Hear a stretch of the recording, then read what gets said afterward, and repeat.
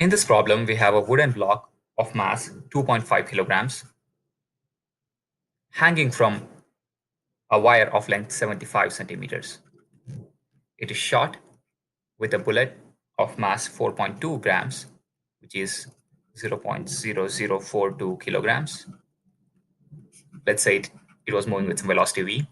The bullet gets embedded into this wooden block, and then the whole system turns to reach an angle of 34.7 degrees. Now we want to find out the velocity of the bullet using this information. Now, we simply use conservation of energy in this case.